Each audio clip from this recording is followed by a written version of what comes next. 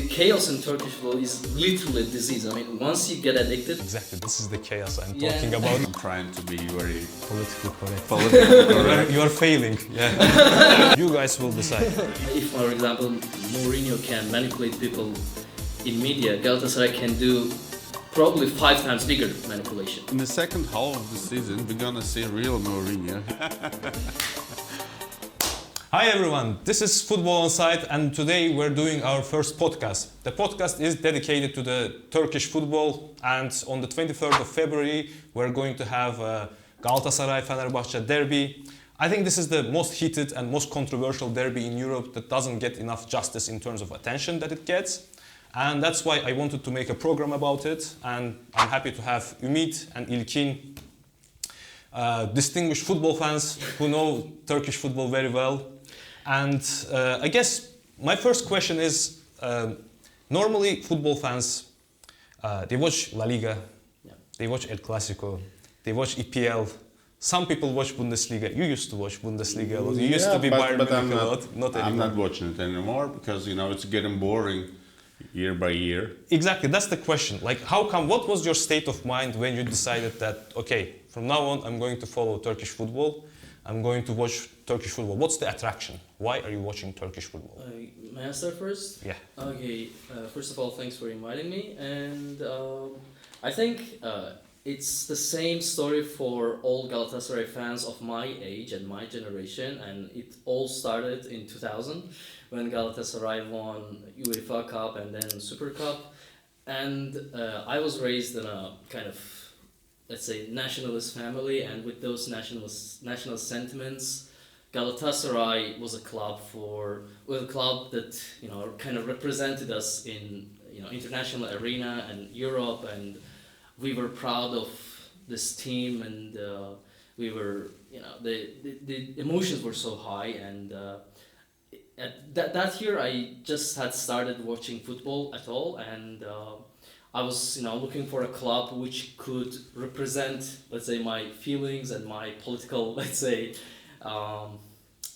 sentiments. Mm-hmm. And Galatasaray was the ideal club for that, because that year they had won, you know, one of the most important cups in Europe. And then I started to watch. I watched the and then beat Real Madrid. Yeah, and my story began with that match, by the way. Yeah.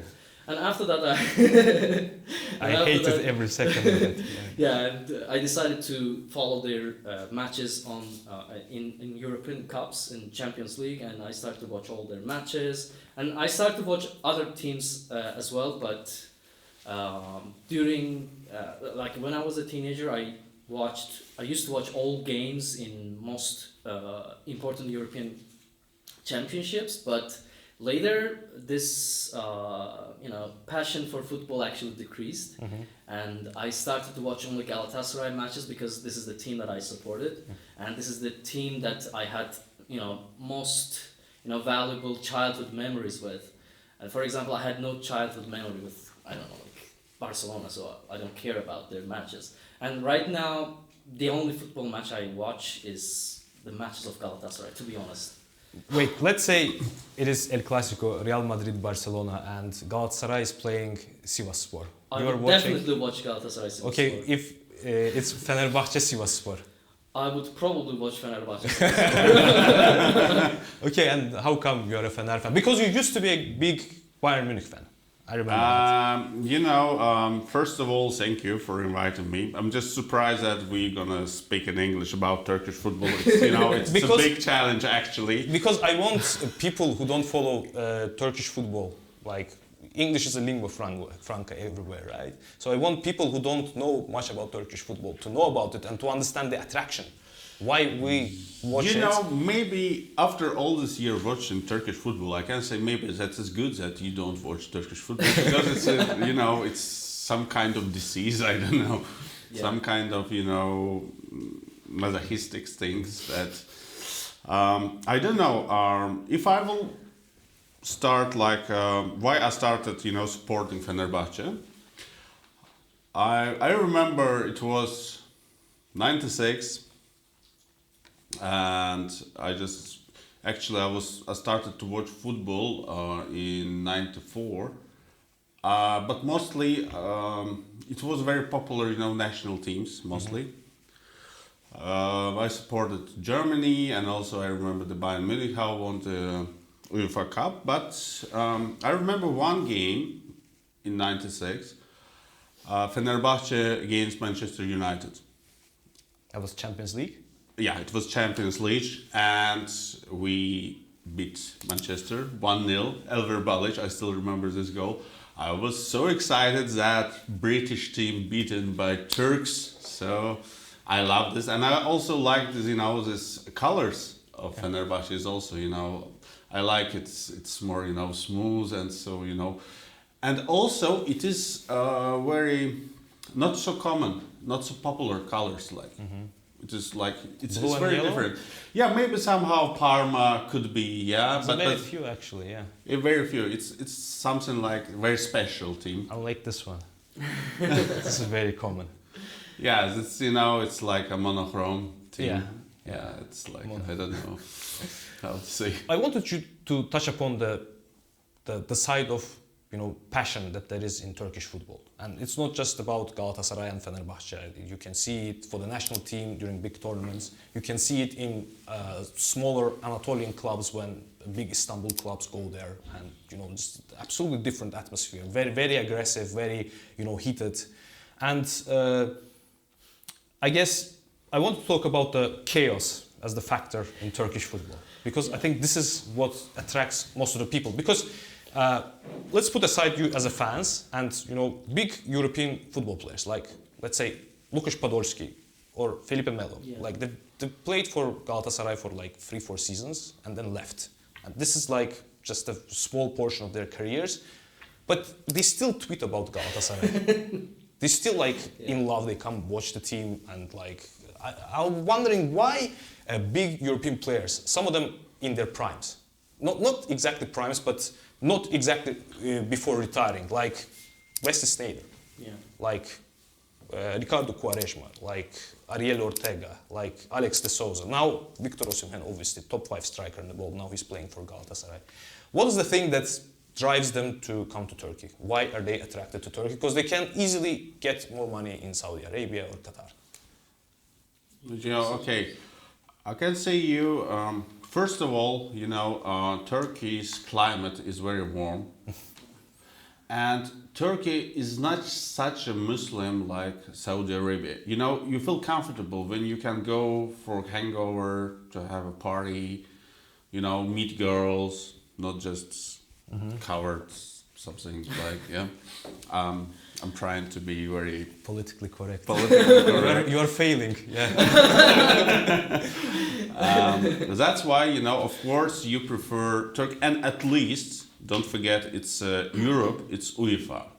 Yeah. You are still if you go to Saudi Arabia, you're out of football. You died. Yeah. Nobody is gonna watch you. Nobody will see you. But when you're in Turkey, you are still in all European competitions.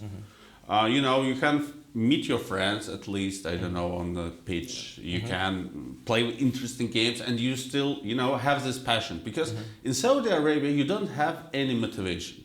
Exactly. Only money. Only money. Yeah, money is also good. Money is also good, but... And I remember one thing. Most of players who's going to play in Saudi Arabia, they're coming back to Turkey after. Like who? Like Talisca. Talisca, for Yes, example. yes.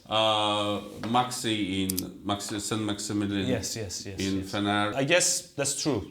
There is obviously more motivation to play in Turkey because you play in Europe. I actually agree with Ilkin, and I also want to add some points. For example, Istanbul is a beautiful city and very exciting city, and obviously many players are attracted.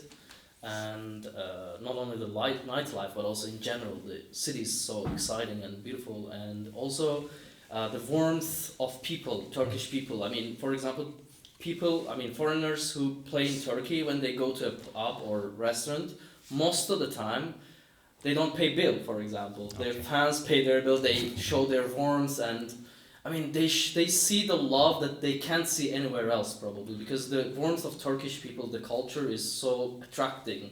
And another factor I think is that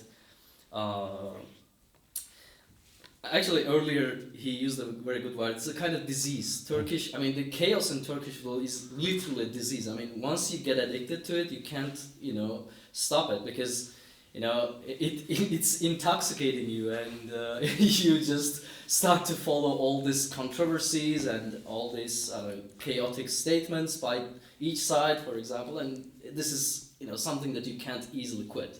Yeah, I get that because Alex de Souza has a statue next to Exactly. the Fenerbahçe stadium, right? Like I don't know many European top players. Like Raul does not have a statue. Yeah. But he's not European. He's Brazil. In front of Santiago Bernabeu or Sir Alex Ferguson does not have in front of Old Trafford. Then I guess like Icardi, like they've made a song for him, right? Yeah. In Galatasaray. This is not something common for other countries. Yeah, true. Again, I want to talk a little more about chaos, and specifically about the king of chaos, who is the special one himself, Jose Mourinho. One of the best football managers in history. Obviously now he's in Fener. And before the season, my expectation was that since he's the man of chaos, he's going to come to the Turkish Championship, to the home of chaos, and he's going to dominate it. Like he's going to eat your coach Okan alive. But now I'm thinking that, this is a home of chaos, and everyone in Turkey is so used to it. Like Mourinho can tweet whatever he wants, and there's still, it's just, a little bit of added fire. Yeah. But when he was doing that in the Premier League, when he was doing that, when he was mocking Arsene Wenger, that was working on Wenger. When he was fighting with Sir Alex Ferguson, I don't know if he affected Sir Alex Ferguson, but he definitely did affect Guardiola when he was a Real Madrid coach. Like I strongly believe that Mourinho was the reason why Pep quit Barcelona. But in Turkey, I was wondering, what do you think? Do you think it is working in King? Like, do you think that his energy, his chaotic energy, and the way he tweets? There's one tweet, it was the day after the game of Galatasaray when there was a very clear handball. You agree? Yeah. I think it was Davinson Sanchez. Davinson Sanchez. He uses the ball. It's supposed to be a penalty, right? Okay, let's put it this way. First of all, just one game before that one, Galatasaray's opponent Hatayspor played even more clearly with hand, but there was no penalty for that. Exactly. This is the chaos I'm talking about. Like everyone, like you did that. I'm just. Let me just say what I want to. Let me just clear my point. So, no penalty was given, and they all explained that because it was coming from his own body, that's why there is no penalty for that. And then when this happened, many referee commentators said that actually it's coming from his own teammate. Yeah. That's why it doesn't entail penalty. And very similar actually happened in Fenerbahçe match, and there was the ball went from one Fenerbahçe player to another, and the other one played with hands, but no penalty was given. So this is, my understanding of this was that they have this standard. If it is coming from your own teammate, so there is no penalty. But I'm not sure. I'm not very good at rules, or I'm not good at. I think these days no one understands the yes, football rules that's the point. Anymore. So I can say only one thing. Turkey raped this VAR system. They really raped it. Our first years in VAR, I was so it was so strange to look at these lines, offside lines. They was not always correct like this, and all the time, I don't know what to expect from referees and from VAR in Turkey. It is different things. I don't know what they are doing, I think one day they will stop using VAR because it's getting even worse than referees in Turkey. But, okay, taking a step back, I think it's not just in Turkey. Everywhere there's a lot of criticism about VAR. In England, there's a lot of controversy about VAR. In Spain, actually, just to give you a context, like Real Madrid TV channel, before every match day, they make a video, a compilation of mistakes by the referee that's going to be the referee in the next game against Real Madrid. That's the way they put pressure on the referee. And Barcelona is not doing the same thing, but they also they always criticizing the ref and stuff like that. There are a lot of criticism about VAR. And I just want to say that I think VAR has been good for football. I think VAR has, the most blatant mistakes are not missed anymore, like the most clear offsides. Yeah, exactly. But the problem is that the standards is sometimes, you don't really know the standards. Like, exactly. what is a handball, what is not a handball. Yeah, No, especially handball. Yeah. It changes every year, I feel like. And also don't forget... And I get confused sometimes. Yeah, me too. That's why I didn't make any exact comment. I mean, if it was like 10 years ago, I would definitely say that it's a clear penalty. Yeah. But right now, I mean, there has been many situations like this, and they don't give a penalty. Sometimes they give. So. By the way, Mourinho wrote that I am congratulating the handball team of Portugal for reaching the semi-finals or whatever. Next to the picture of the handball. And then Icardi shared the position of Fenerbahçe when they played with hand and when there was no penalty. To answer that. But honestly, it was really different situations because when it happened to Fenerbahçe, there was no, any danger for goal. Mm-hmm. But in a situation in Galatasaray, it was, it could be like, could something happen, that was the difference between these episodes. Once I'm editing, I'm going to put both of the pictures and you guys will decide. Yeah, it's different situations. That actually could be nice if we could, show it to each other also. But right now we can't. So we can if you want to find but it. But I don't think that in handball there is this, comment that it has to be some dangerous situation or not. I'm not sure. If there is, I mean, in rules, I'm not good at rules, like I said earlier. I don't know. When I saw it, for me, I didn't see the Fenerbahçe episode, but when I saw the Sanchez episode, because I saw it from Mourinho, otherwise I was going to miss it. I was like, it's a huge difference when, I don't know, you have, you don't have around some opponent and you're taking ball and have little handball. It's like referee can say it's go on, but it changed nothing. But sometimes handball changed a lot in the episodes. That's the reason. And back to Mourinho, yes. We started with Mourinho and after we continued in handballs again. I can say about Mourinho, actually, first of all, Mourinho is getting older and he was not expecting such things in Turkey. He was thinking that I'm going to Turkey, I will take a rest, I will just have easily, time. Mm-hmm. Earn money, and he was just surprised and shocked. I think first time. Really? I think yes, and believe me, I think now from in the second half of the season we're gonna see real Mourinho. He will start, again, because if you can see first half year in Turkey, Mourinho was saying nothing, just coaching and it was boring. It was not Mourinho, but now he is like getting into passion. I don't agree actually on that point because during first or second weeks he was already talking about this kind of things, and he was saying that I know that Galatasaray has favoritism in this country and I'm going to stop it, and etc. I mean, he started from the very beginning. Yeah, but it was regular, but now he's getting more passionate. I mean, tension is higher, of course, but I mean, it was there. It was there. Now it's like he's back in his prime when he was poking the eye of the Barcelona assistant coach. I expect something similar on the 23rd. By the way, let's get back to your question about Mourinho. You said why didn't it work in Turkey? Yeah. I think it is the biggest reason. Let's be honest. Galatasaray have a very big power in Turkey, in media, in politics, in all spheres of life actually. That's why it's not that easy to just manipulate people in media and to kind of disturb the internal dynamics of the club. So it's not that easy in Turkey in Galatasaray's case because, like I said, they have very big power. Mm-hmm. So if for example Mourinho can manipulate people in media, Galatasaray can do probably 5 times bigger manipulation. Mm-hmm. So I'll be very honest about it. So that's why it didn't work as it did in other countries. Mm-hmm. And also don't forget that it's everything is like people in Turkey in Turkish football is not interested in justice. It's not about fair play. Yeah, everybody just interested in one thing, just win.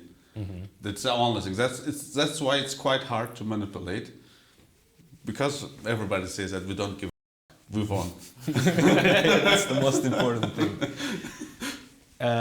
So that takes me to the question about. So see, this is how the Turkish football works. We haven't spoken a single word about football yet. Specifically about football. We're talking about stuff around Turkish football. It's not about football. It is. It's every season. It's a TV series, and you have to watch all games, all rounds, because it is. Sometimes it's drama, sometimes it's comedy, sometimes I don't know, it's documentary. Sometimes it's just a porn, It's like changing, and it's very interesting season to watch. It's not more about football. If we loved football, we have better to watch, I don't know, Premier League or something else. Yeah, and I mean, it has always been like this in Turkey, I guess. But I feel like in last 5-6 years it has gone worse. Yeah. Because now everything is about, there's just two main topics. Who are we going to buy? What are the transfers that we're going to make? And fans pressure the teams, pressure the presidents to make transfers. Like they hear rumors that we're going to bring someone, and they just pressure to bring not him and to bring the other guy. That and is the really other thing, stupid situation. I know. And the other thing is the thing that is happening around football. So to give you a context, there's a thing that Fenerbahçe now claims. It's called kirli yapı. What is kirli yapı? In English, the translation would be dirty establishment, right? Dirty structure, More or less, dirty establishment. Because yapı is also about the structure, the structural problems, and about the establishment as an elite, I guess. I mean, there is some, allusion to that. Maybe I'm wrong, but you can debate the translation. The idea Dirty is that business maybe might be. Maybe, yeah. The idea is that there's a concerted effort in Turkish football by the federation, by the league, even by the political elite, by the media, to not let Fenerbahçe win and to help Galatasaray become champions year after year. And everyone is involved in that. Other clubs are involved, referees are involved. And that is why, how long have you not become champions in Turkey? 10 years. See, he remembers exactly. Yeah, we know about He has a it. calendar for that. Actually, first 3 years of this 10 years, we had no chance to be champions because we had no opportunity to make transfers. We were banned from European, competitions. It was Why were you banned? for match Elephant fixing. in the room. Yes. It was a match fixing scandal, and it is really strange, but it is mostly politically, because if you remember this, after this, all Turkish Federation changed. Yeah. All the people there changed, and we have different, situation now in Turkish football. And if you will take a look, 10 years back, Turkish clubs were more successful in European competitions because new TFF, new Turkish Federation, which is after, they are killing Turkish football. Our national team is not so strong anymore. Yeah, we had nice Euro, but honestly, it was like somewhere lucky and somewhere just passionate team. Which is always for Turkish national team, no? Yeah, but It's about drive more than tactics. we have problems now, and if you will take a look to the European Cups, only Fener and Galatasaray is there all the time. Nobody else. It's actually this Turkish Federation killed Turkish football mostly. No, okay, but we'll talk about the match fixing scandal in a bit. But so, about kirli yapı, about dirty business, dirty establishment. Do you think that there is something really going on? There's an effort, a coordinated effort to not let Fenerbahçe win? Actually, I honestly don't like this kind of things to say about it, but it is really strange. I could understand the Turkish Football Federation if they could help different teams in different times. Why? For example, if you see that one team is playing too well, no interest in Leach, and you can just start, stopping them to get more interesting league in the Not end. to let the point difference get to. drama. Yeah, to create drama. I could understand, but they are not creating even drama. They are doing really different stupid things that is not needed. Even take a look to the last game where Adana left the pitch. Galatasaray is playing against team which won only 2 games during the first half of the season. One by the way, Beşiktaş. one of them was Beşiktaş. It is really poor team. Yeah. Poor team. And it's only, 10 or 11 minutes going, and they are giving really fake penalty. Yeah? Was it the penalty? It wasn't. Definitely. Definitely wasn't. Yeah. It wasn't. It wasn't. Okay. But I agree.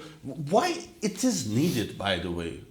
But I'm pretty sure that Galatasaray could win easily. Yeah. Why you are doing this? may I comment on that? Yeah. Actually, I totally agree that it wasn't a penalty at all. But the point is, when you watched it, like when I was watching live, first I thought live. Sorry, when I wasn't watching it, but first I also thought it was penalty because Mertens did a very foxy job there, and he He's a treated good himself. diver. He treated himself basically, and it was very easy to say that it was a penalty. Yes. So that's why I cannot blame the referee. But VAR. But Yeah. VAR was Yeah. to blame, and then they published yesterday the recording, the voice record of the VAR, and VAR says that yes, it's a penalty too, and VAR is from Denmark. It's not a Turkish referee. Really? Yeah. Yeah. They're So that's why I don't think that it's the.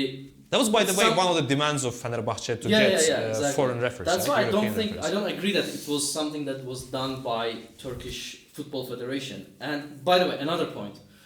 Until this point, so far they had never published the recording of the VR and referee if the VR hadn't called the referee to check. It was the first time they recorded such voice to clear out these controversies and rumors. So that's why I don't think that it was deliberately done by the. It was just a mistake and a very grave mistake by the VR. Most importantly, Because the first time I saw it, I also thought that it's a clear penalty. Yeah, but then for you me only also. saw it Yeah. in the slow motion Yeah, that he exactly. actually puts his leg there. But here's the question: why then we need this VR? VR, yeah, with this VAR. Why we need them? And also, when we told that we had so much problems in Turkish league, we told that, and VAR is the most important thing because referee can do whatever he wants, but the VAR should stop him. Yeah. That's by the way the philosophy of it. And everybody tells that we need foreigners. Yeah, but these foreigners is not from England, Spain. They're from Denmark, from Hungary, like a more poor. And they're killing the refs in England right now. There's one ref in particular, English Michael referees are Oliver. probably the worst right now. They are hating on him. That is like he's given so many stupid red cards and penalties. The same is in Spain. Like they hate the referees there. Yeah. If Spanish teams, if they would give a chance to Real Madrid to choose Turkish referees, they would probably say, okay, let's go Turkish. My point is that I think to some extent in all countries they hate their own referees because this is the easiest target to talk about. This is normal because because if you're from Turkey and you're in football, so at least you support one of these 3 teams, right? Yeah. That's the point. Or at least have some sympathy. Yeah, at least. Okay. And that's a problem. And when you take from Denmark somebody, and it is easier maybe to buy them, you give to VRA, take your money, you will go after back to Denmark. Nobody gonna know. I don't think that some Danish referee would do that so easily. To I be agree. honest. I agree. Come on.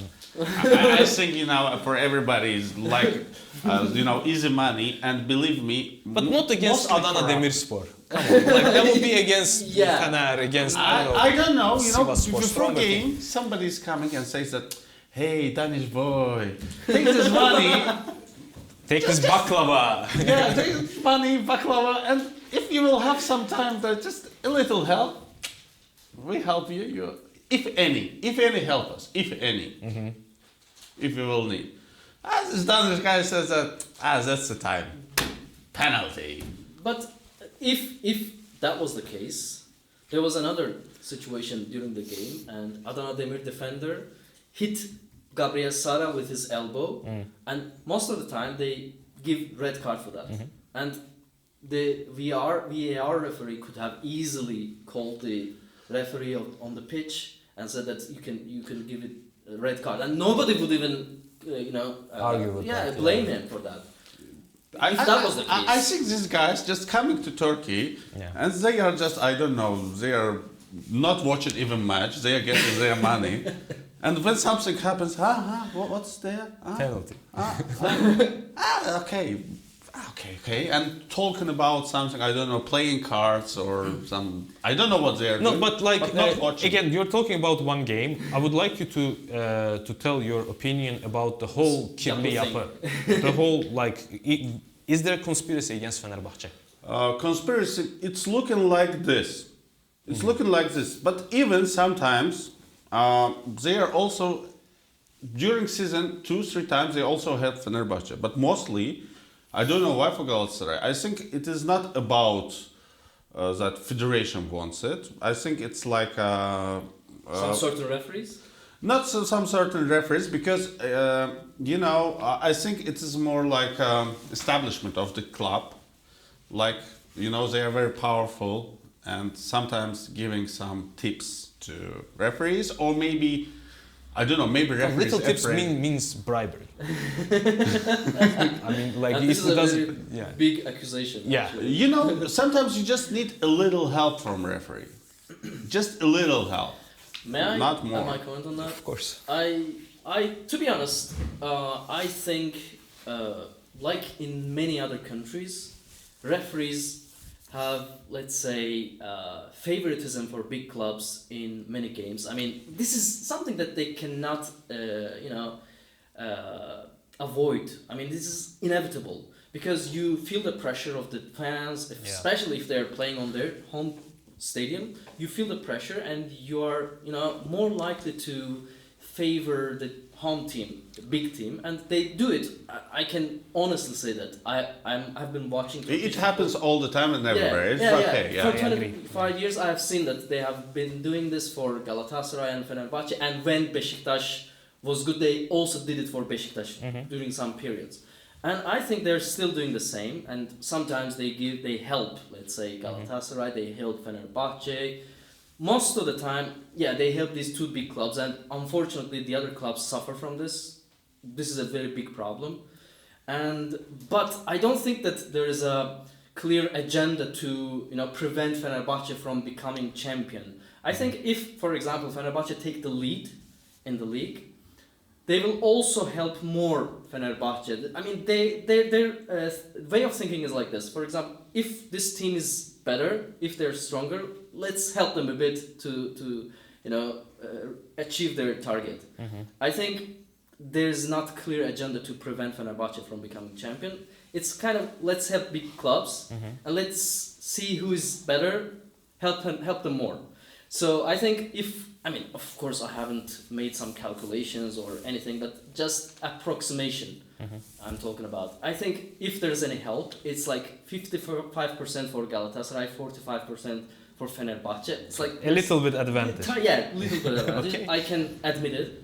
But like I said, this is not something that we can clearly say, there's an agenda to prevent Fenerbahçe from becoming champion. And also, the thing that I get disgusted, especially this season, is that Fenerbahçe are, presenting it in a way that as if, there is a very huge organization behind it and everyone is involved in bribery, some very wild accusations, and they are even targeting Galatasaray fans, not only the club, the Galatasaray fans, like they are terrorists, they are, but by the way, they are FETÖ. They are FETÖ.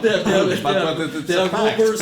They are robbers. We shouldn't be friends with them in their in life. And for example, Ali Koç had a statement that if you see the referees in, for example, shopping centers, you should insult them, harass them. Harass them. This is crazy. This is crazy. I mean, this is what I get disgusted actually. But by the way, about Ali Koç, sometimes I even think that problem is not about Fenerbahçe, like nobody wants to let them be champions. I think because Ali Koç, spoke so much all these years. I think like it's a personal grudge on him. Grudge on him because he did so much things that he shouldn't say before all these years. That's why sometimes I think it's a personal problem with Ali Koç. So that's why they're not like helping Fener as much as they help Galatasaray. Yeah. So your let's say your claim is that although it may not be a grand conspiracy against Fener, but there is some degree of favoritism towards Galatasaray. Yeah, be it because like of this. Ali Koç or for some other reason. Some political. I think that's why it's happening because Ali Koç is the president of the Fener. He's actually almost 10 years, not 10 years, 8 years at least. He is a president of Fenerbahçe, right? Six. Okay, seven. Okay. Seven. Okay. Okay, it's gonna be eight. Eight. It's gonna be seventh this year. Seventh this year. Yeah. Okay, but very long time. All this time after Aziz Yıldırım. Actually, Aziz Yıldırım couldn't be president after this, scandal with match fixing. It was like he was nice guy. He was really nice guy. But he have to leave club. That's if you do something, We will don't come let back to nobody Aziz catch you. Yıldırım and to match fixing. But I want to ask you one question. Yeah, of course. I agree with most of the things you say, that in terms of referees tend to get under pressure and favor big teams. That happens everywhere. And it's not like this is a 90%, 10% decision. It's like when it's 50-50. Exactly. They tend to, most of the time, favor bigger teams because of the pressure. Or maybe there are some other ulterior motives that when they were children, they were fans of these big teams, and now they have hidden it, but inside they still live it. Probably. But at the same time, I've seen very strange decisions by the refs. Like last year, I think Galatasaray was 3 points up on Fener, and it was a last round, the one before last round. And Fenerbahçe was playing at your stadium. Fenerbahçe needed a win, and another win after that. Yeah. And Fener got a red card out of nowhere. Yeah. Like this is very strange for me. Like because especially in a game as big as this, for a red card you have to break someone's leg. But no. He didn't get direct red card. Got two yellows. Two yellows. It was second That's yellow. why VAR couldn't intervene. And another point is first, yellow card was for nothing. That's true. Torreira deceived the referee very well. I should give him that. I agree that it shouldn't have been red card. Yeah. I mean, one of the yellows was okay, but the other one was blue. The second yellow was okay. The first one was not okay. Problematic. That was the problem. Yeah, first one was problematic. But anyway, we won. Yeah. It was very dramatic And match. in the end, they won. Anyway, they became champions. But I mean, they played really much better than us, and they won. Probably they could have won even with a higher score with that, but yeah. And also, for example, this year, during the derby between Galatasaray and Fenerbahçe, Galatasaray was leading 3-0, and the referee gave a penalty out of nowhere. I mean, they called it late tackle, but I don't know, it was. Have you seen the penalty in Real Madrid Atletico game recently? Was it similar to that? I haven't seen. Or you were watching Sivasspor Antalya. So it was that one was even worse. But as far as I understood, now the rules are that even when the ball is not in that position, it's out of the episode. It doesn't have anything to do with the play. When you, let's say, stomp, because there was a stomp, right? It was late, but the ball was somewhere else already. Yeah. And I've seen it in La Liga. I've seen it 3-4 times. Yeah. No, my point wasn't about the ball being outside. My point was that Abdülkerim had no intention to tackle Fred at all. It was just accidental colliding. He wasn't trying to touch his leg or anything. It was just something that happens during the game all the time. And I'm sure, to be honest, as far as the, let's say, the dynamics of Turkish league concerned, I'm pretty sure that if the score was 0-0, the referee would have never given that penalty. I am sure of that. Or for example, if it was some small club, not Fenerbahçe, they wouldn't have given that penalty. And I'm sure that if it was the case, if it was the case of Galatasaray, they would have given that penalty for Galatasaray that too. So this kind of things. Yeah, this kind of penalty couldn't be given to Galatasaray in Fener's Stadium. yeah. But in Galatasaray, for sure. That's the thing, like in Turkish it's called eyyamcılık, like Yeah. the referee is doing the job based on the situation, Yeah, not exactly. based on the rules, but based Yeah. on the situation. Okay, this Of team is leading course. 3-0, Exactly. so we can give a penalty against them. Exactly. Let's make it fun, let's make it interesting. Exactly. Yeah, I can understand when it's happening this way. You know, as I told before, you know, in my opinion, Turkish Football Federation should be interested in Galatasaray losing some, you know, points to get the competition more interesting. Became it more interesting. But they are helping Galatasaray. I don't understand what's the reason.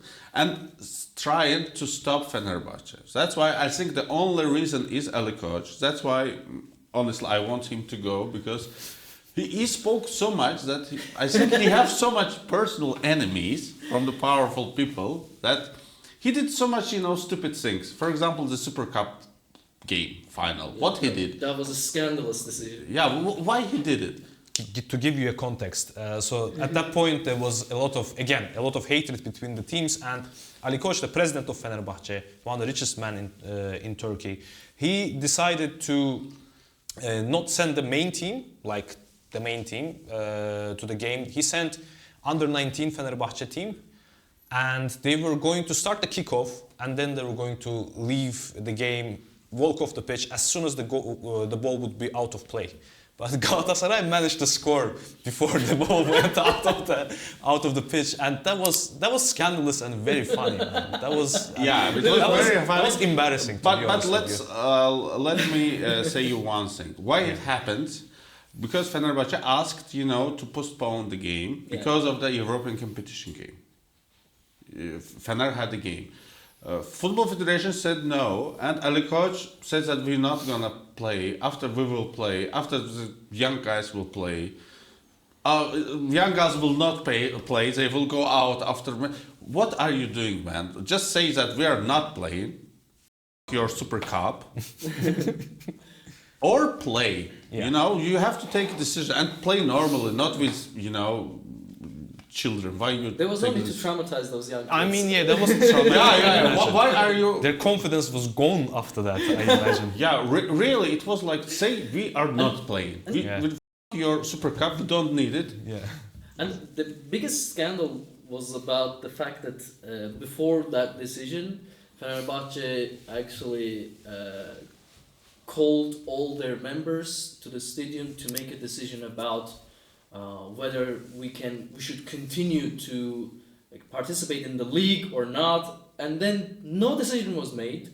No decision was made. I mean, there was a big, you know, announcement that we can even, you know, withdraw from competition in Turkish league, but they made no decision about it, and they continued. But then they made this stupid decision about Super Cup. Yeah, stupid decisions. That's why what's happening now with Fenerbahçe, I think it's personally against Ali Koç. Do you agree? I don't think so, Ali because Koç? like he has been saying for 3 years almost that as long as I'm here, Fenerbahçe cannot become a champion because they will not allow me to be. So if that's the case, why don't you leave? Yeah, for sure, 100%. Right? This is what he was saying, right? Like, you should go. That's what I understand. I mean, you make these transfers, you spend a lot of money, like millions of dollars. You know, fired Ismail Kartal. Fener's squad is very good. Who was very successful good. coach, Yeah. I think. And then they brought Mourinho. Again, they made a very good squad, like spent millions of dollars. And I don't understand. I mean, if someone is preventing you from becoming a champion, like why are you making all this, you know, expenditure? So what's the point? I don't understand. Yeah, he's really, you know, really strange president. In 6 years, we had 8 coaches.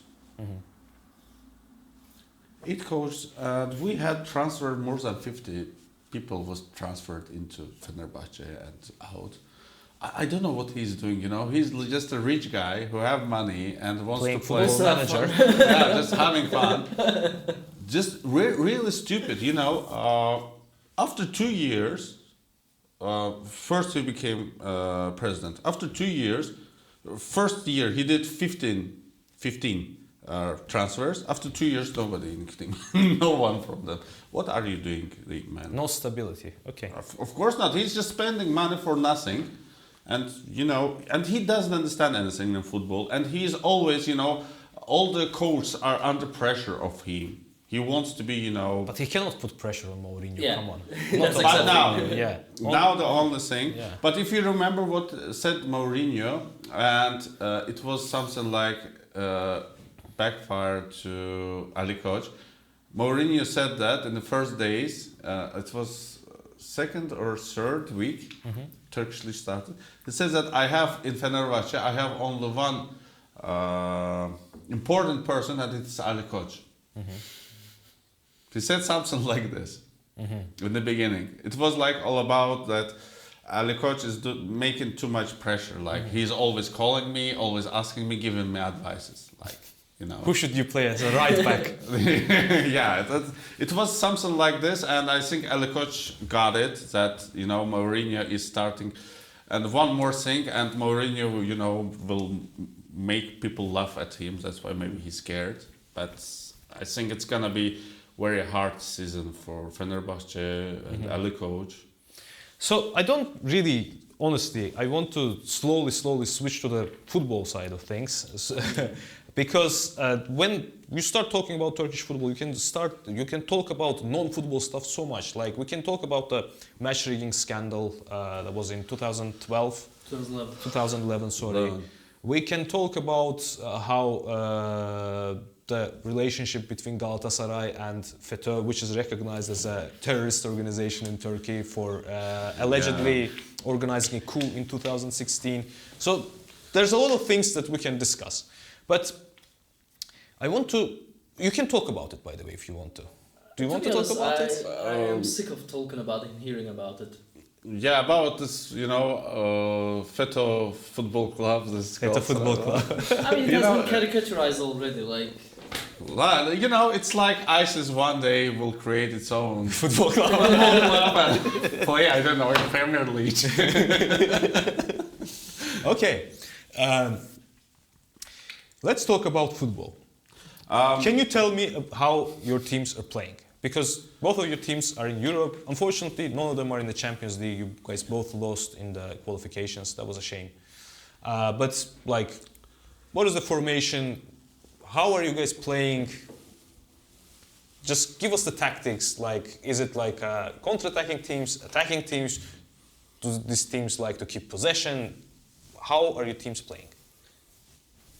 And as for Galatasaray, they have always been playing like pressure game, and especially after Okan Buruk's coming to Galatasaray, chose the game of making pressure in forward and making the opponent make some mistake and get the ball and quickly organize some attack and score the goal. This is what Galatasaray have been doing for 3 years basically, and this year they started doing it even with with higher intensity, and but the only difference is that until this year Galatasaray had always been playing with 4-5-1 format, but this year they changed a bit because I think the clear reason was that now they had top 3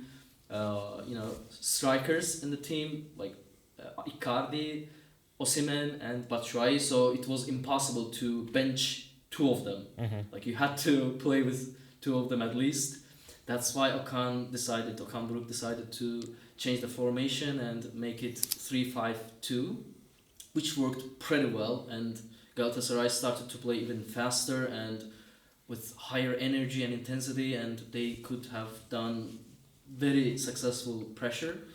But then after the injury of Icardi, they changed the formation again to 4-5-1, which is not working well. So approximately for 2 months, for last 2 months, Galatasaray, there's been a clear,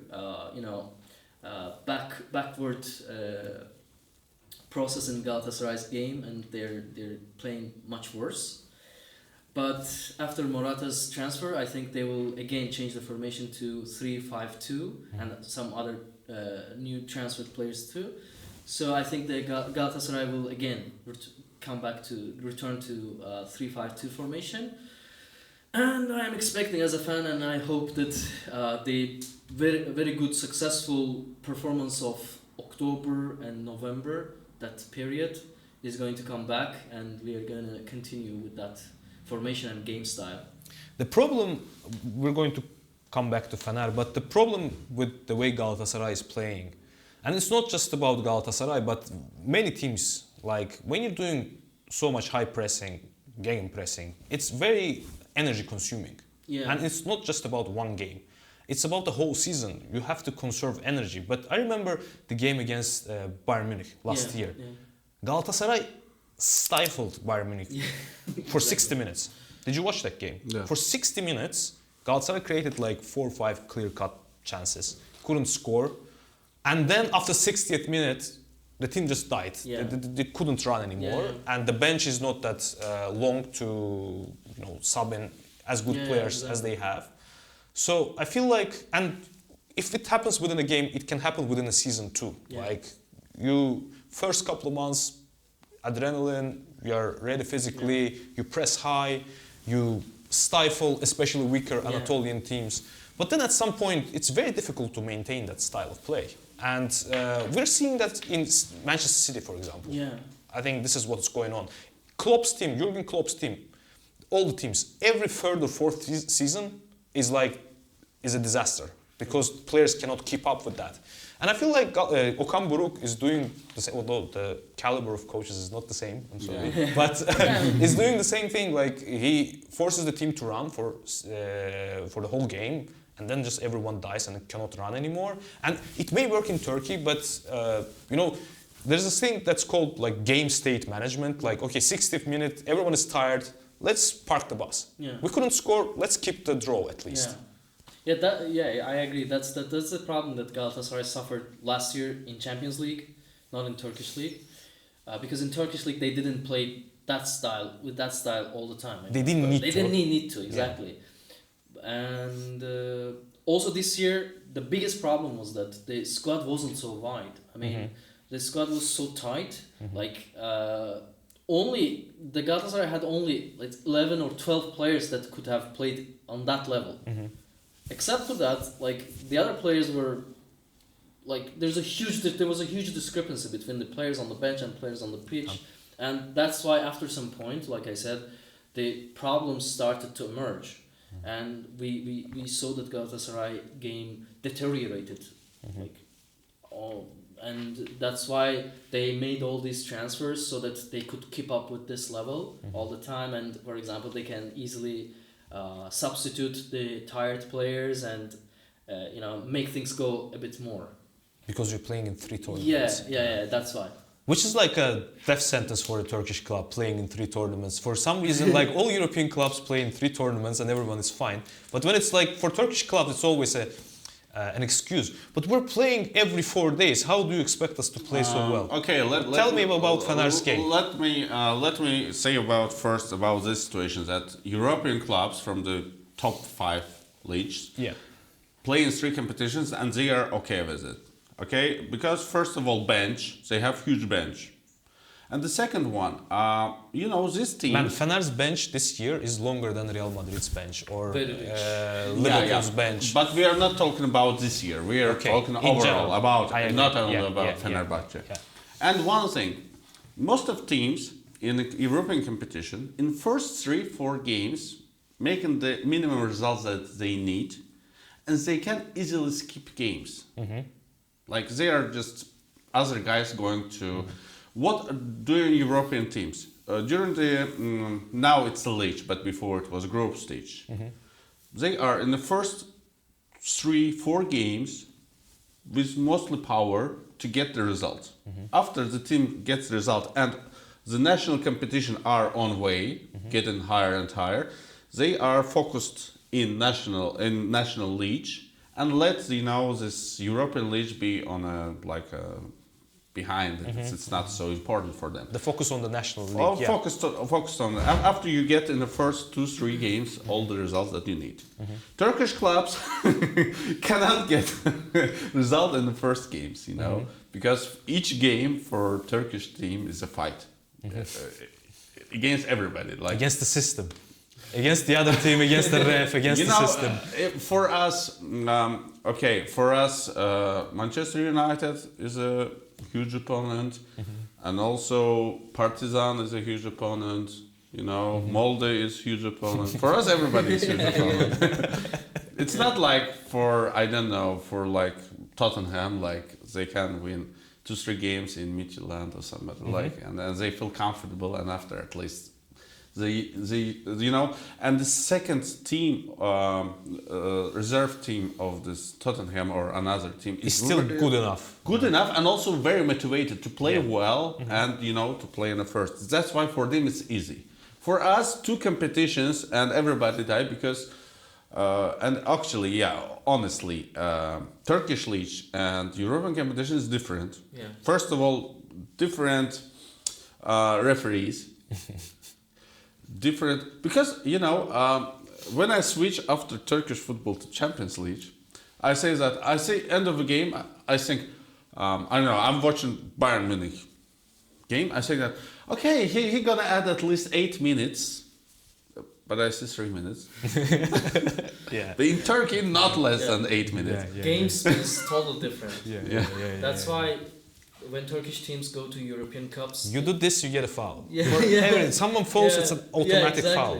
And also they can't get used to the speed of the game and also the in duration of the game. That's the biggest problem. The duration of the game that is played with the ball in Turkey is around 40 minutes. But in Europe it's minimum 70 minutes. So no, it's not 70. Minimum. In the Premier League, it's like I'm talking 60 minutes. I'm talking about Let me look it up. Okay, I'm just. Okay, let's But check. it's still more than the Turkish league. Exactly. Like Of 15, course, 20 much minutes. higher. Of course, and So that's why you cannot keep up with it. So if you're used to playing only 40 minutes, then someone forces you to play 60 minutes. It's of course a huge difference. And also, I have so much traumas because I'm, supporting Fenerbahçe. And when I'm supporting, Bayern Munich on Champions League, and somebody is falling on our, penalty area, I say, it's gonna be penalty for sure. Because all the time somebody's falling in Turkish league, it's penalty. And the standards are very low. Yeah, and one thing I hate in VAR, if VAR thinks that here might be penalty, would you like to check it? If referee is going to watch, he will give penalty. Yeah. For sure. He will not watch and say that, no, I don't think so. He always giving penalty, like it's not on me, it's on VAR.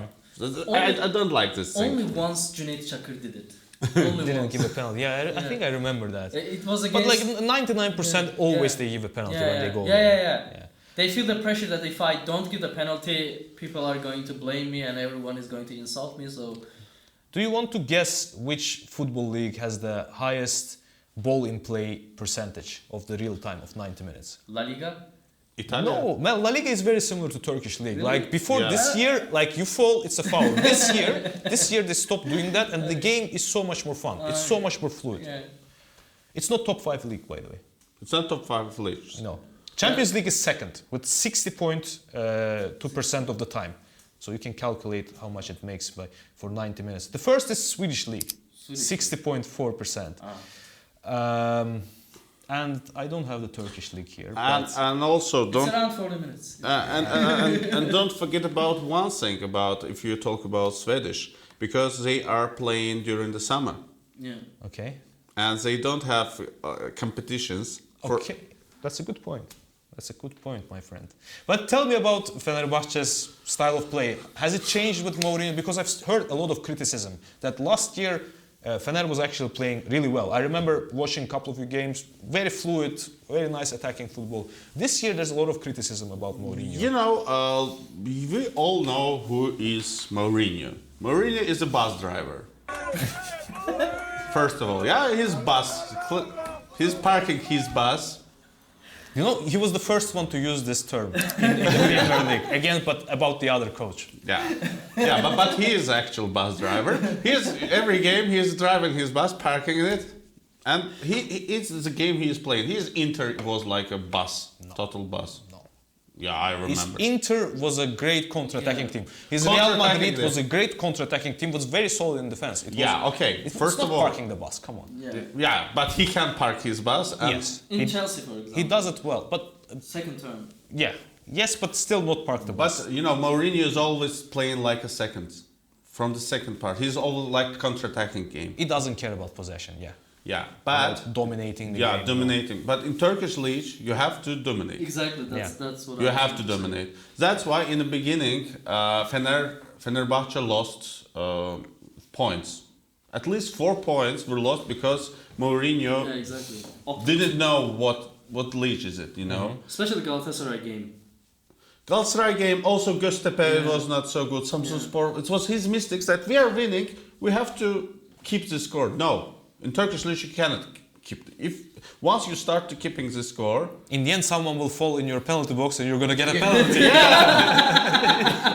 main thing, don't let anybody enter to your pitch because other way you will get something. Okay. And he was like, you know, and after he started playing, formation firstly was 4-4-2. After, you know, he understood that he have to dominate. He's playing like a 3-5-2 or 3-6-1. But here's a huge, you know, difference because he's 3 center depths. Sometimes it's not 3-5-2. Sometimes it's 5-3-2. Okay. Because right backs are, you know, they are mostly attacking, but also can be defensive. And he started. Firstly, he started with one striker. Sometimes using second one, and now I think he is understanding now much more because he started to play with 2 strikers with smaller teams. Now he understands who is smaller, who is bigger. At least because first time for him it was like a Göztepe, Spor, this Spor, Who are this they, Spor, right? this Spor. Same teams. Yeah, which Spor is stronger than another Spor? It was quite hard for him. Now we have, you know, some picture of what's going on here, where I am, and I think he's getting smarter and smarter after each game. Now he knows, you know, and actually don't forget he had the first half of season he played. He knows all the teams, and now he's really sometimes he's using 2 strikers, sometimes 1, and it's all the time I see it's right decisions because he's even. I like Mourinho. He's changing formation during the game. He can even switch to 4-4-2 even, you know, sometimes. And he is not now parking the bus because I understand Turkey is not. He doesn't need to park the bus. He can just dominate every team, almost every team. He should. He should. And, you know, parking in Turkish league, as you told before, like somebody will fall. Yeah, and it's going to be a penalty. It's going to be a penalty easily. But Fener is playing better recently, right? I think now, yeah, they are playing better. Beginning was not so bad. Was not so good. Beginning was because Mourinho had no idea what's it. And I'm very interested in a game against Galatasaray because now Mourinho understands everything. Okay, how do you expect the teams to play? Who is going to have most of the ball? Who is going to dominate? Who's going to counterattack? Who's going to go for the win? Because Fenerbahçe is 6 points behind. You have to go for the win. What's going to happen? I'm afraid about one thing because it's just the beginning of the second part of the season, and we left really a lot of games. So both teams can not take any risk and let this game finish with draw. That's one point that I'm afraid of, because usually Fenerbahçe and Galatasaray doing this, they're not taking risks. Mostly the coaches don't like to take this risk. And it is like a very boring game. Yeah, Like a lot of last year in nil-nils. Yeah. Fenerbahçe Stadium. Oh yeah. 0-0. That That was a bad game. Yeah. Yeah, really. awful remember game. that, That was yeah. awful game. And this 0-0 I saw, I don't know, so many times. Yeah. Yeah, sometimes we have really interesting derby, really Yeah. passionate. but- 5 red cards, 2 penalties. Yeah. Someone's getting Fighting, killed. yeah. But sometimes we get this. For example, this year first derby was really good. Interesting game actually. Yeah, the quality was good. Yeah, it was It good. was a fast game. It was a Yeah. lot of Yeah, chances, exactly. a little bit of controversy as always, but it was a fun game. Also yeah. during Jorge Jesus' time, the derby between Fenerbahçe and Galatasaray, they were also very interesting. I mean, Jesus didn't play carefully. He just took risk and decided to put pressure on forward and etc. So it was also fun. They were also fun games. And yeah, like I said, also this year I expected maybe they will decide not to take risk at all. Galatasaray. Yeah, neither Fenerbahçe. Okay. Like both will decide. Okay, let's just take a draw, maybe. But I'm not sure. And But, go on. but the thing about Galatasaray and Fenerbahçe games is that you can cannot. never predict. You can never predict. And also, it is gambling. Why gambling? For example, for Okan Buruk, for Galatasaray coach, it could be like, let's win this game and finish this list. Yeah. 9 points, it's done. Yeah, it's done. Let's do this. Might happen. And I'm pretty sure that Mourinho is like, he is gonna play defensive game for sure. But my guess is they both are going to try to win because right now there is a huge controversy and they're accusing each other with things that you can't easily accuse. So there's wild accusations. Yeah. And now it's a matter of reputation. It's a matter of honor right now. And for And example, in Turkey, the matter of honor is everything. yeah, I mean, and if you win, you can prove that. Yeah, you see, we were right all about this all along. Yeah. So that's why they both are gonna try to win because, for example, for Galatasaray, if they lose, it's going to be a very big blow to their reputation. Fenerbahçe will say that you see, we were right about this, so that's why we showed everyone that we are the real champions, like they did last year. And Galatasaray, on the other hand, if they win, they will show that okay, you see, we beat them in both games, and what are they talking about? I mean. Plus, Where's Yapı now? I don't think that. I mean, Okan is not a kind of a experienced coach to make these tough decisions. It's tough to sit back in defense when you're playing at home against Fenerbahçe. Yeah, that also that's like Fatih Terim would have done that easily, no questions asked. If he would have to sit back and do counterattacks, he would do it. But Okan, I think he would press. That's another reason. I see And Mourinho would be happy to, at least in the first half, in the first 60 minutes, to sit back and then, he knows how to do counterattacks. Yeah, He's I'm proven pretty it sure. But And it didn't work in the first game. because he was new. He he didn't know. was, he was didn't know new, what he and was also doing. don't forget, now Okan is under bigger pressure Why? than Mourinho because you're playing at home. Everybody, Okay. all your Expected to win. all your fans expecting that you're gonna take this game, 9 points, everything done. Yeah. He's under the huge pressure, and even for him hard, to change something in team formation because if you will change, I don't know, for this game some personalities in game, and if they lose, everybody will say that Okan did this mistake. Yeah. He shouldn't. He have to play like he played before. Yeah. He cannot make so much things. Changes. Yeah, changes, and he's under pressure. For Mourinho, it's like I don't like. Oh, okay, at least you will, you will fire me. Okay, I will go back to. I'll get my money. I think another factor that will determine the fate of this game is the result of their European Cup games. Okay, it's For actually example- tonight. Yeah. Yeah, for example, if Galatasaray are eliminated from European Cup and EuroLeague, there is going to be even higher pressure on Okan Buruk. Yeah. But if he just qualifies to the next level, he will be much more relaxed and he will have more self-confidence, and that's why they probably Galatasaray will play much better. So I think we should also look at this result.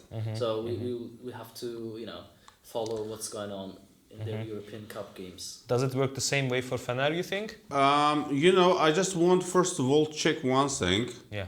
The second leg of the game against Alkmaar. Yeah. When gonna happen? It's gonna before the derby. Before the derby. Yeah, that's what I'm saying. That's why I'm talking about it. You will know that you're out or you're in. Yeah, because do you know why I'm saying this? Because 3 days before that. Despite the fact that Okan Buruk won the league 2 times, he's still being harshly criticized by Gala fans, because for Gala fans, if Galatasaray is not successful in European tournaments, it means that year is not successful. And define success. Success is at least qualifying next level.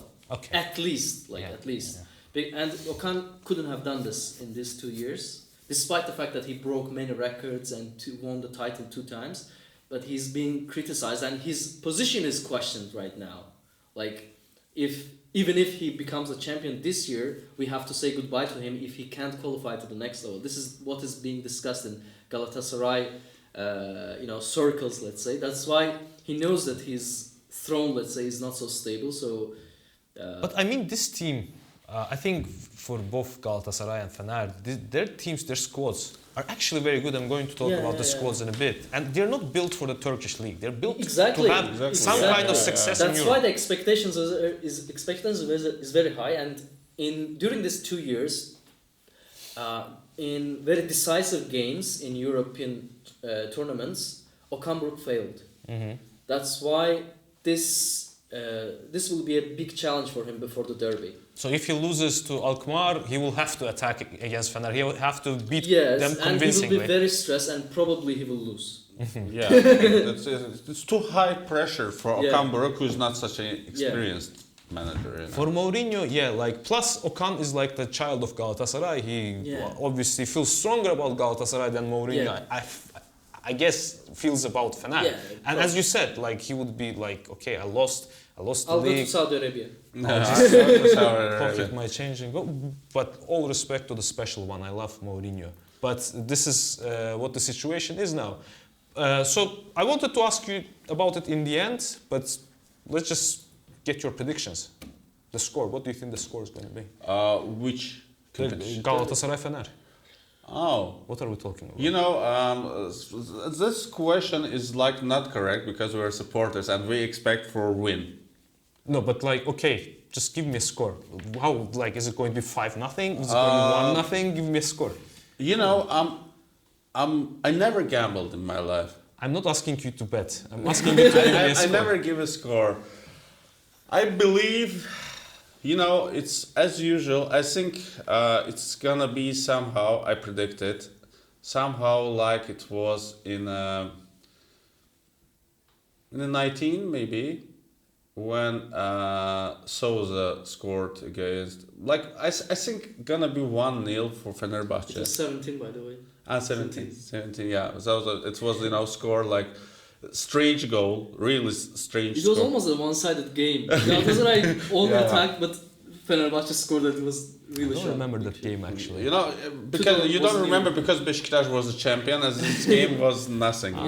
Okay. Well, not an important game. Not an important game, but anyway, every game between us is important. It's important, but okay. And my prediction. I mean, my prediction is that it's going to be 2-1 or 2-0, something like this. But Galatasaray is winning. Galatasaray will win. But like I said, it all depends on Galatasaray's result. If Galatasaray can't qualify, they will lose. I'm sure about that. But if they qualify, they will probably easily win. I mean, when I say easily, I'm not talking about big score. I'm just talking about they are not going to get tired so much. Like the first game. Yeah, exactly. They will be very confident and they will just calmly do their job and go home. But when it comes to my wishful thinking, it's something else and I don't want to talk about it here. Okay, I think that it's going to end in a draw. I'll give you a score 1-1. Okay. And I think Galatasaray at this point is a slightly better team. It plays a little bit better, not much better. Slightly better team. But Mourinho is going to find a way to get at least a draw, not to lose the tournament. Yeah, quite possible. I mean, I wouldn't be very surprised. Yeah, and he hasn't really started it yet, but like a week before the game, he's going to go very hard into the mind games, and let's see if it works. Let's see if it works. Yeah. I think it's a game about pressure, Yeah. about more pressure. And actually, last 5 games, Galatasaray play not so well. This year, they're not playing well. Do you know this interview of Mourinho about pressure? So it was I think it was his first time in Chelsea, and like the team like lost a game to someone, and he was asked, "Are you feeling pressure?" Pressure? What pressure? It's a dad who cannot get food to his children feels pressure. I don't feel any pressure. I'm pretty sure that he doesn't feel. Okay, he does feel pressure, but not as much as many other coaches. Yeah. Yeah, He's very cool. Coach, it's the main thing actually for any professional. Get out from the pressure. Just keep your calm brain and try to do something. Yeah. Because in Turkey it is quite hard when the game starts. Like people can't hear each other even on the stadium on the beach. It's too much noise, and and it is really hard, for everybody. Even for home team, it's big pressure. You want to stay in your side, not attack, but everybody says that go, and you feel the pressure. You have to attack and score. Yeah, that's fair. So let's do something fun. Combined first 11s of both teams. No one is injured. Everyone is fit.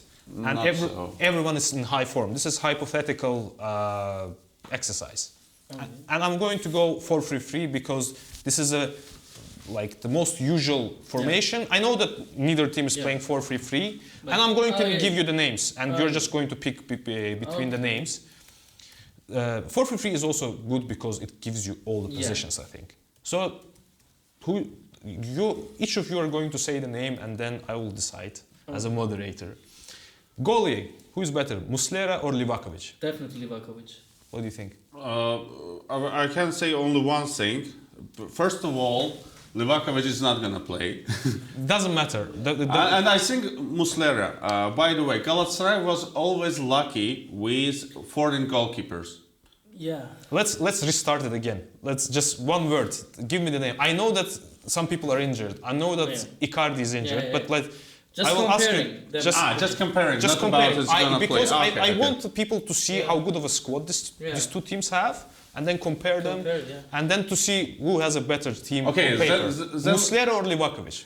I mean, if we take their performance this season, right now, of course Livakovic. Of course, I mean. What say you? I think Galatasaray is half.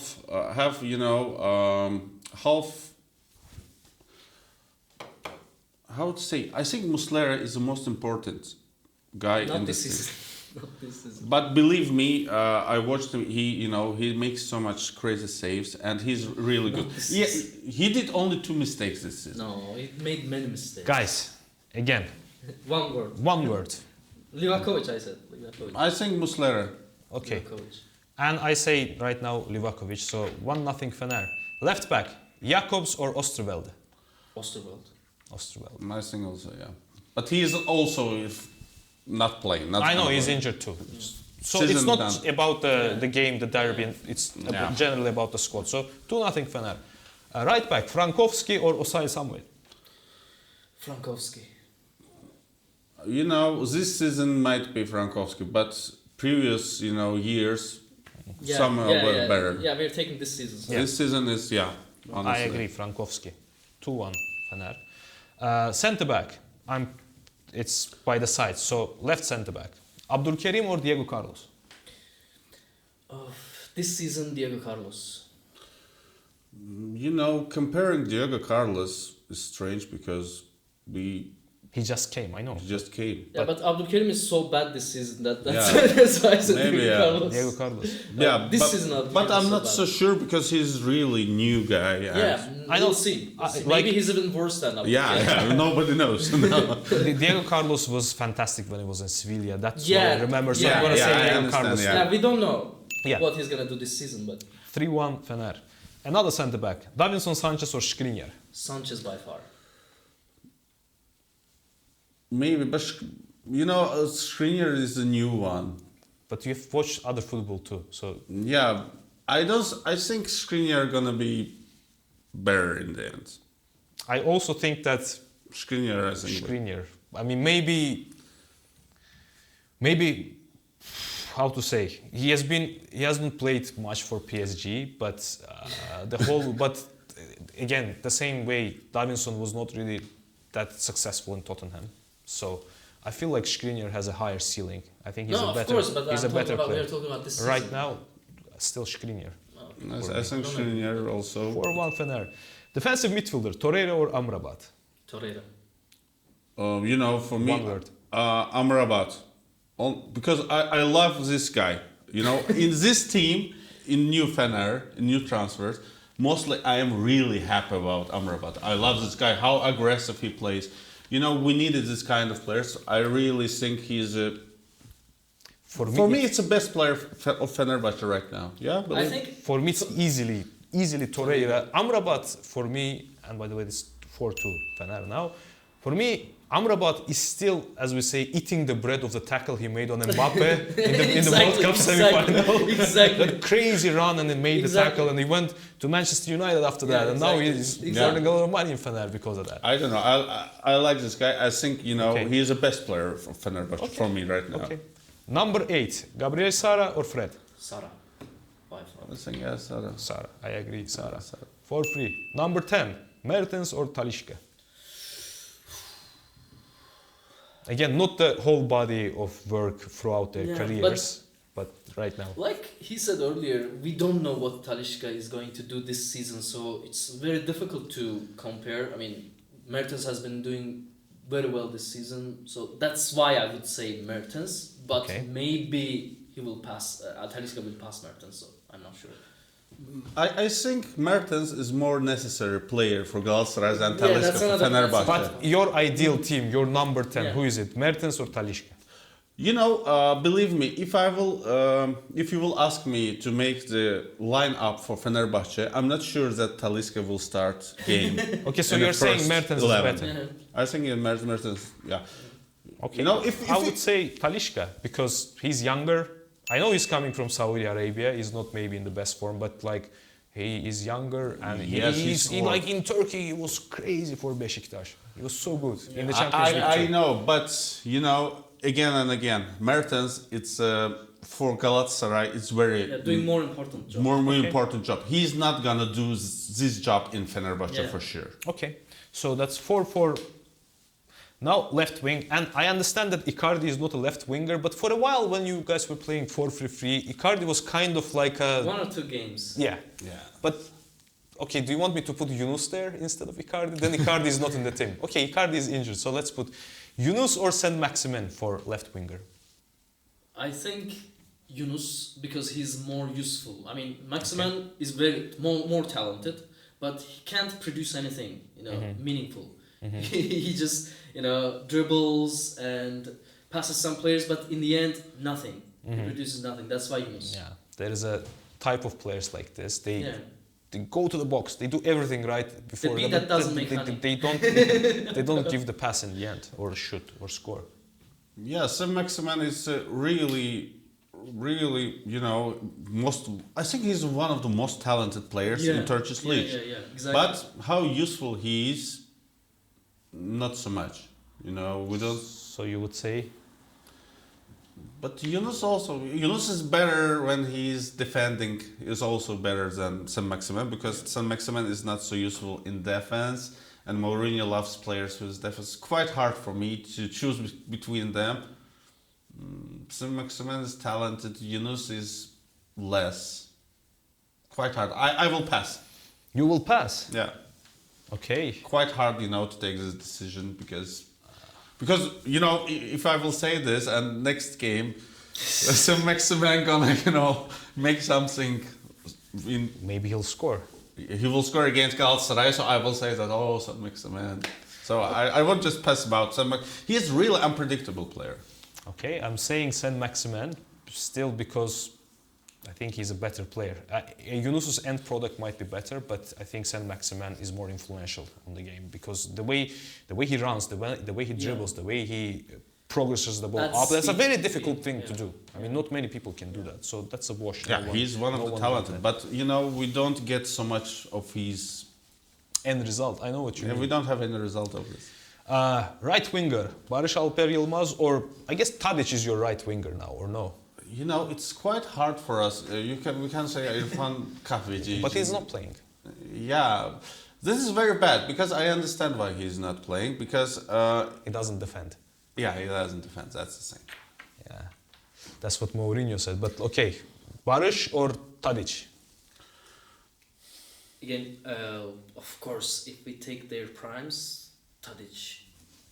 No. Indisputable. 2025. Yeah. But this season, Barış. Only this season, Barış.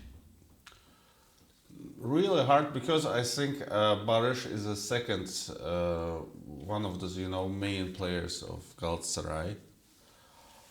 Tadic also, but without Tadic we can play somehow because actually Tadic is old.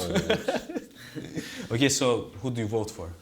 So I think Barış is more necessary.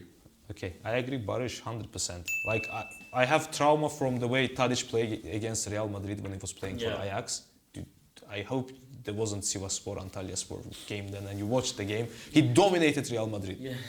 Yeah, that was crazy, 4-2 or 4-1, something like that. But that was a while ago. And the last one, the striker, Victor Osimhen or En-Nesyri? That's gotta be easy, no? Osimhen. Yeah, Osimhen is looking like dominating because actually the price you can see on the transfer market. Top 5 striker right now, I think. It's unlucky that he ended up in but Galatasaray. Lucky for you guys, but okay. But what he's doing in Turkish leagues then? If he is one of the 5. I mean, there were circumstances. Yeah. Napoli asked for too much money, and then only he had a chance to go to Saudi Arabia, I guess. Yeah.